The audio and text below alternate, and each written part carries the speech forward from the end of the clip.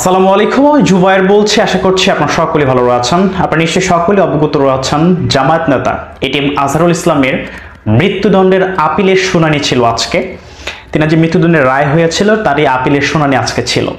তো অনেকে প্রশ্ন করেছেন যে আপিলের শুনানিতে কি হলো এবং কেন তিনি এখনো ছাড়া পেলেন না, কেন এখনো মুক্তি পেলেন না, বা তিনার মুক্তি কতদূর, এ বিষয়ে অনেকে জানতে চেয়েছেন। তো এই বিষয়ে আজকে বিস্তারিত আলোচনা করবো। আশা করি পুরো আলোচনা জুড়ে আমার সাথেই থাকবেন। প্রথমে আসি যে এটিএম আজহারুল ইসলামের বিরুদ্ধে বেশ অনেকগুলো মামলা করা হয়েছিল এবং এটি আন্তর্জাতিক অপরাধ ট্রাইব্যুনালের এই মৃত্যুদণ্ডের রায় হয়। 1971 সালে মানবতা বিরোধী অপরাধের অভিযোগ তোলা হয় এবং সেই রায় তিনার মৃত্যুদণ্ড হয়েছিল এবং তারই আপিলের শুনানি হলো আজকে। তিনার পক্ষের আইনজীবীদের মধ্যে ছিলেন একজন অ্যাডভোকেট শিশির মনির। আমরা দেখেছি আজকে মামলার শুনানির পরে তিনারা কোর্টের সামনে একটি প্রেস ব্রিফিং করেছেন এবং সেখানে বিস্তারিত তারা ব্যাখ্যা করেছেন।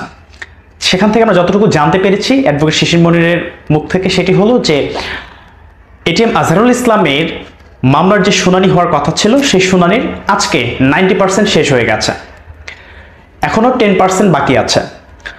প্রধান বিচারপতির নেতৃত্বে 7 সদস্য বিশিষ্ট বেঞ্চ আজকে বসেছিল এই আপিলের শুনানিতে।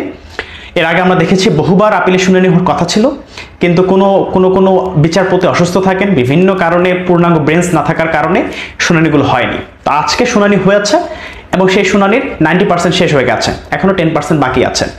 এই যে 10% এখনো বাকি আছে, যে কারণে আদালতের সময় শেষ হয়ে যাওয়ার কারণে মুলতবি ঘোষণা করা হয় শুনানি।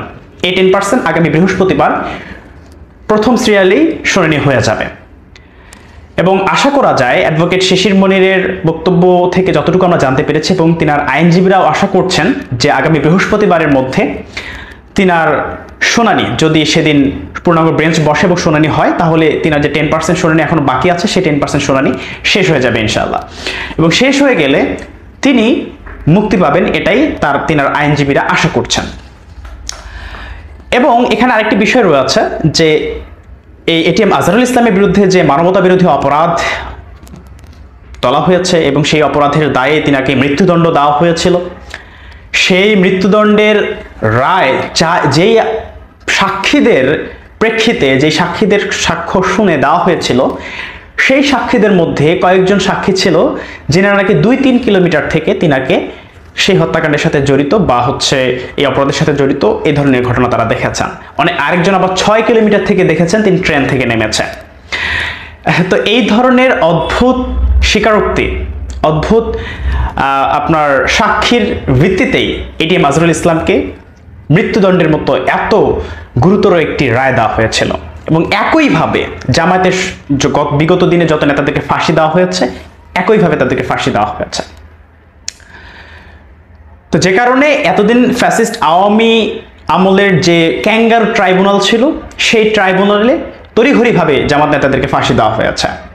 তো আমরা আশা করছি এখনকার বিচার ব্যবস্থা স্বাধীনভাবে তাদের কাজ করবে এবং স্বাধীনভাবে যদি কাজ করে এটিএম আজহারুল ইসলাম অবশ্যই বেকসুর খালাস পেয়ে বের হয়ে আসবেন ইনশাআল্লাহ।